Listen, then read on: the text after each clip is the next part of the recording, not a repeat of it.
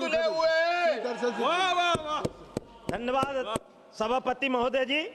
मैं ग्रामीण विकास और शासन के लिए मोदी जी की अनुकरणीय दृष्टि जो इस विधेयक में माननीय श्री शिवराज सिंह जी चौहान जी के द्वारा प्रतिबिंबित होती है, और जैसा उन्होंने मध्य प्रदेश को बीमारू मध्य प्रदेश से विकसित मध्य प्रदेश बनाकर 7-7 कृषि करुणा अवार्ड मध्य प्रदेश में दिलाने का काम किया है, और इस योजना से जो विकसित भारत जी राम योजना जो है, इस योजना के माध्यम से आज यह ऐतिहासिक कानून की विरासत नकारने का नहीं बल्कि उस नए युग की आवश्यकताओं के अनुरूप उन्नत करने का प्रयास है। यह परिवर्तन आवश्यक है जो 2005 से नरेगा से शुरू हुआ, मनरेगा से आया 2009 में। ये उस समय जो चुनौती थी वो भूख से सुरक्षा की चुनौती थी, लेकिन ये मोदी जी का भारत है। अब आकांक्षाओं को अवसर में बदलने का अवसर है।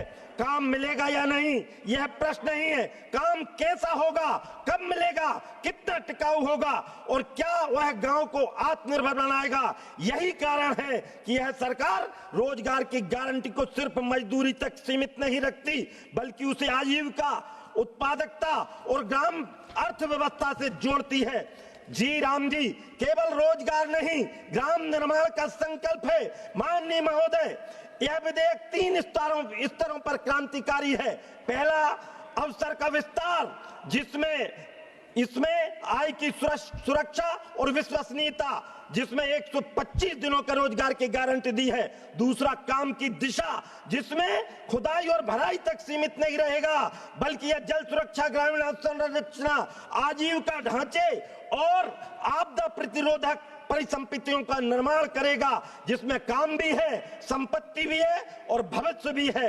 तीसरा, इसमें पारदर्शिता और तकनीकी है जो डिजिटल निगरानी, सामाजिक अंकेक्षण, सार्वजनिक प्रकटीकरण को यह सरकार मानती है। योजना गरीब के लिए हो, यह निगरानी पूरे देश के लिए हो। प्रधानमंत्री मोदी जी का नेतृत्व, दृष्टि से धरातल तक।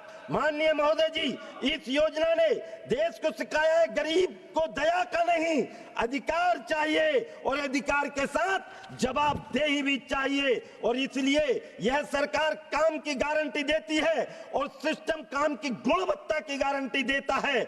मैं धन्यवाद देना चाहता हूं माननीय मंत्री जी को, जिन्होंने वर्षों तक जमीन पर रहकर गांव को केवल अनुदान नहीं, संरचना और सम्मान तक पहुंचाने का काम किया है। अध्यक्ष महोदय, मैं समाप्त कर रहा हूं। यह विधेयक उस भारत का निर्माण करेगा जहां गांव पलायन का कारण नहीं, संभावनाओं का केंद्र बनेगा। पंचायत केवल कार्यालय नहीं, विकास की प्रयोगशाला होगी। रोजगार स्थायी राहत और स्थायी आजीविका बनेगा, और यही तो विकसित भारत की नींव है। और इसलिए मैं केवल एक वाक्य के साथ बार बार राम की बात कह रहे हैं तो मैं इतना ही कहूंगा कि राम न मारे काहू को, अरे पापी नहीं है राम और आप उससे मर जात है।